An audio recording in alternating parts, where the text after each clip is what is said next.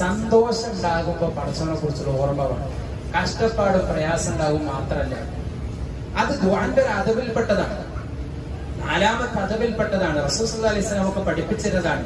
മൻ സറഹു അൻ യസ്തജീബ അല്ലാഹു ലഹു ഇൻദ ശദാഇദി വൽ കർബി ബൽ യുക്സിർ ദുആ ഫി റഖാ.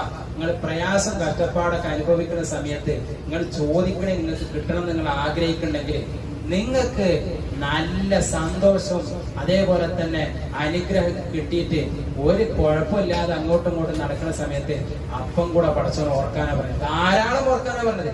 ബൽ യുക്സിർ എന്നാ പറഞ്ഞത് അല്ലേ? അപ്പൊ പടച്ചവനെ മറന്നുകയ്യ, അപ്പൊ ധാരാളം ഓർക്കാനാ പറയുന്നത് അല്ലെ? മറ്റേതെന്താ സുഹൃത്തുക്കളെ, നമ്മുടെ ഒരു കാര്യം നേടാൻ വേണ്ടി മാത്രല്ല അല്ലെ? പലപ്പോഴും കടം കൊണ്ട് പ്രയാസപ്പെടുമ്പോ നമ്മൾ ആരുടെങ്കിലും ഒക്കെ പോയിട്ട് കടം വേണ്ടി ചോദിക്കും അല്ലെ? എന്നിട്ട് കടമൊക്കെ കിട്ടിക്കഴിഞ്ഞാൽ പിന്നെ ആ ബൈക്ക്